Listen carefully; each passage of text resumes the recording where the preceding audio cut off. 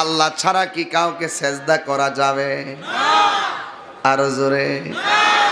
আমরা দেশের মধ্যে কিছু মৌলবী আছে যারা অনর্থক মিথ্যা ওয়াজ করে, বানোয়াট কথা বলে,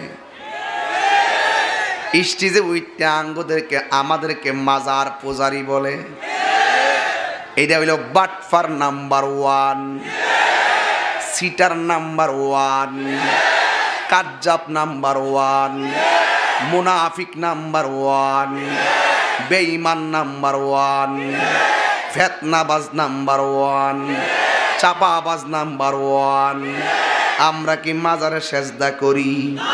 তাইলে আঙ্গুরে মাজার ফুজারে কয়ে কিল্লেগা দেখতেছে সুন্নিরা ওলি আল্লাহর প্রেমে পইরা পইরা দিন দিন ডেভেলপ হইতেছে।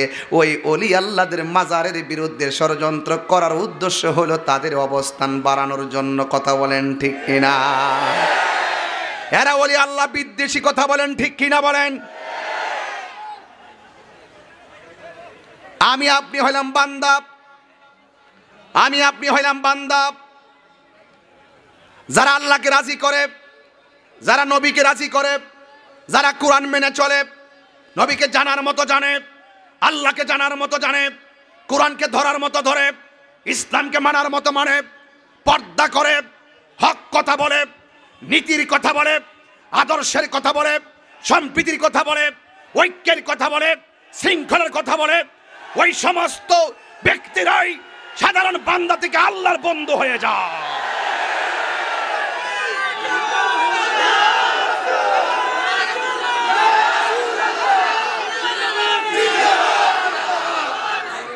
কথা বলেন ঠিক না বেঠিক? এই সিলেটের জমিন আজ আমি কথা বলছি, এই সিলেটের জমিনে যদি বাবা শাহজালাল না আসতো তাহলে আমরা কি ইসলাম পেতাম? ইসলাম পেতাম? যখন আমাদের মতো কেউ মাইক দিয়ে বলবে শাহজালালের কবরকে লাথি মেরে ভেঙ্গে দাও, আমাদের উচিত হয়ে যায় তাদের পা ভেঙ্গে দেওয়ার জন্য।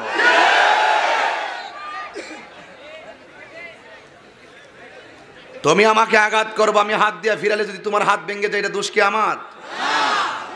তুমি দিলা কেন? তুমি উগ্রতার বিষ বাষ্প আগে ছড়াইলা কেন?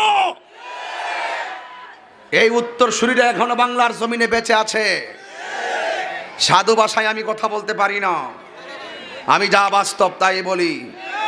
নম নম করে ওয়াজ আমি পছন্দ করি না, তেল মাইখা ওয়াজ আমি পছন্দ করি না। আমি দলিলে লড়ে যাব, প্রয়োজনে মরে যাব, কিন্তু বিদ্বেষীদের কাছে মাথা নত করব না।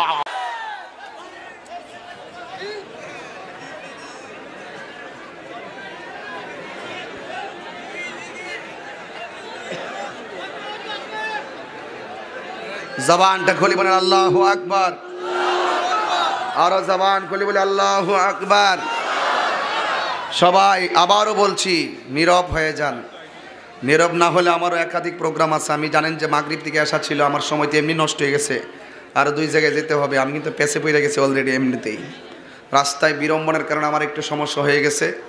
আমি যা বলবো অল্প সময় বলবো, কিন্তু আপনারা কথা বললে আমি হয়তো বেশি সময় দিতে পারবো না, কিন্তু কথাগুলো বলবো কাটা কাটে বলবো, নরমে গরমে। এখন দেখেন না কুট লাগাইছি কি লেগে, এই কুটটা কি লেগে পড়ছে মেয়ে, শীত দিকে না পড়ছে।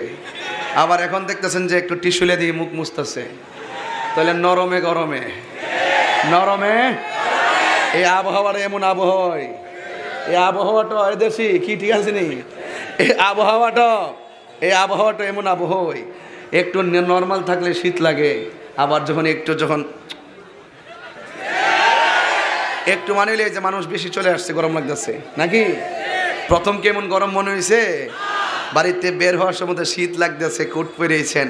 এখন আবার পরে দেখতেছি টিস্যু দিয়ে আমি নিজেও মুখ মুছতেছি, নিজেও গাইমে যেতেছি। এটা নাতিশীতোষ্ণ, না গরম না শীত। কিন্তু মনে রাখবেন, আমার ওয়াজও এমনই নরমে গরমে।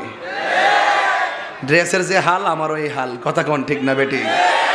তবে আমার পোলাপানটিরে ধন্যবাদ জানাই যে এই পোলাপানগুলো খুব সুন্দরভাবে কাজটা করছে।